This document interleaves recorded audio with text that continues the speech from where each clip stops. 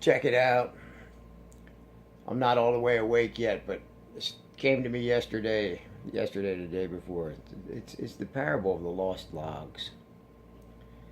Another weird parable, you know what I mean? Jimmy's here, he's watching, Jimmy's always watching. We got the tambourine section here, the bongos, the poetry section.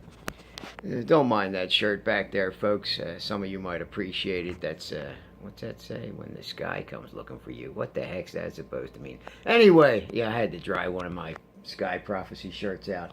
Anyway, the parable of the logs kind of goes like this. I'm sorry, I look really bad. I'll get better later. So anyway, but I'm in the now, okay? Tanis, I'm in the now. I'm always in the now. You know why? I realize it's the only place I can be. It's a lot easier that way.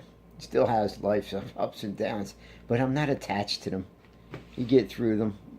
The fire burns out. The fire is the fuel and it burns out. What am I? I'm rambling on. The parable of the logs.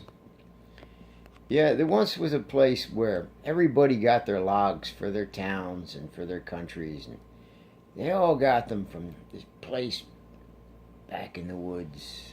They all went there to get their logs. These logs produced fuel, love, everything they needed. When they burned these logs, it went up, and they all felt good, and it helped them treat each other better.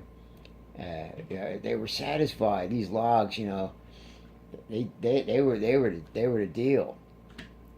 And one day, you know, they had certain guys from the towns go to collect these logs from this area. Man, that's where they went and got the logs.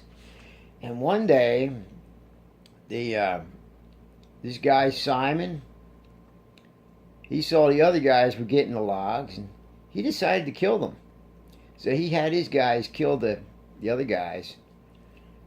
And he said, nobody else can have these logs. I'm going to sell these logs. And he put a fence around there.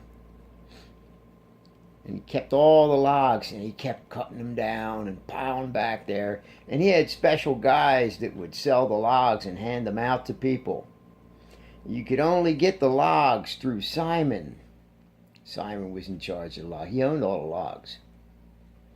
And everybody needed the logs because it'd be all messed up. People would be all messed up. So they needed so many logs to fortify their towns when they burnt the incense of the logs. You know, help keep things leveled out and stable. You know, you needed at least so many logs. But Simon kept all the logs. Like I said, he killed all the other guys that were getting logs because he knew he could make a big deal out of it. I own all the logs, man.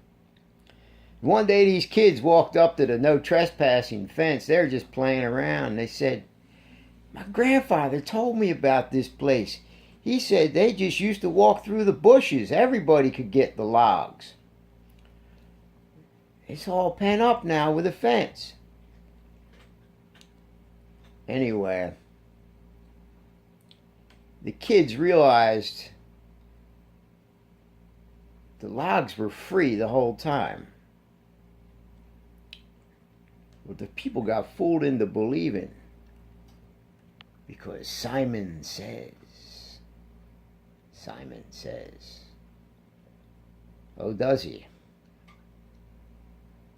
Anyway, the logs are free to use. Did you know that? Wow. Everybody's starving for logs. They were free the whole time. Later, folks, that's the story of Simon Says, the logs are mine and mine alone. I don't know, folks. Later. That's all right, Dave. I understand it.